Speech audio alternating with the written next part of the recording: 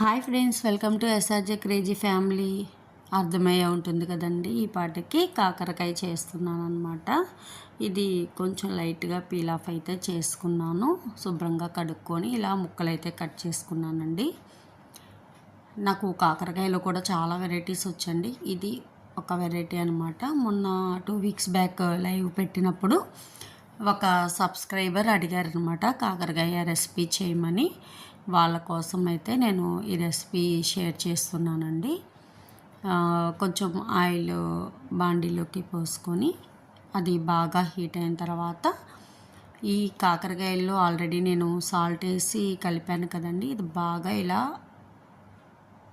పిండేసేయాలన్నమాట. Water అంతా వస్తుంది, అంటే అది చేదండి.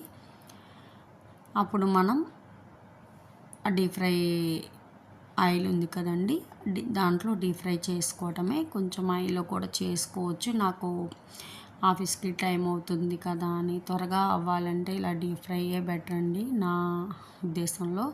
తప్పదు, ఎప్పుడన్నా చేసుకుంటాం కాబట్టి నో ప్రాబ్లం, ఇబ్బంది ఏముండదు. దీనికి వచ్చేసి సన్ఫ్లవర్ ఆయిల్ వాడతానండి. మామూలుగా డీప్ ఫ్రైలు కాకుండా ఫ్రైలకి కర్రీస్కి వచ్చేసి నువ్వుల నూనె, అది కూడా గానుగ నూనె వాడతానండి. ఎక్కువ ఆ ఫుడ్ తింటాం కాబట్టి వాటికి మంచి నూనె వాడతానండి.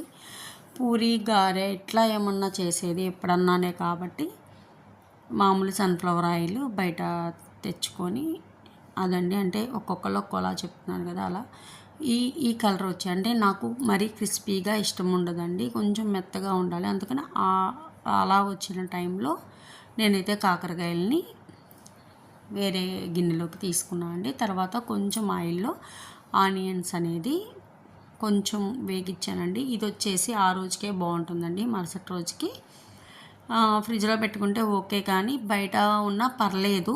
ఒక 2-3 డేస్ అయితే ఉండదండి.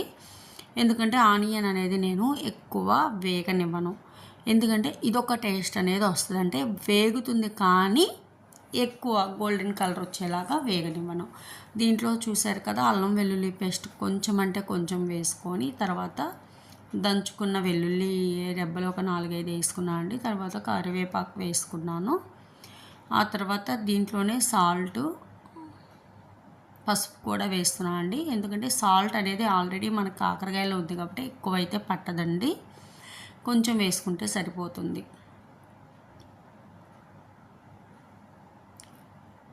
అంటే మీడియం కన్నా ఇంకొంచెం ఎక్కువగా అయితే వేగితే సరిపోతుందండి.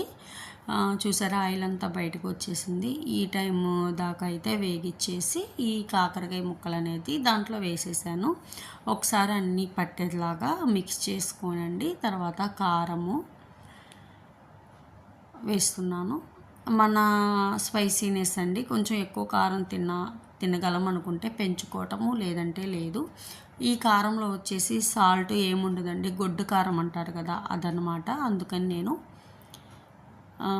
నాకు సరిపడా కారం ఒక 2 స్పూన్స్ అయితే వేసానండి. ఆ తర్వాత కొబ్బరి కూడా వేసాను. టేస్ట్ ఇంకొంచెం మంచిగా ఉంటుందండి. చేదు అనేది లైట్గా తగిలిద్దండి, పూర్తిగా పోతుంది అన్న కానీ చాలా అంటే చాలా బాగుంటుంది. ఒక్కసారి ఈ విధంగా ట్రై చేయండి.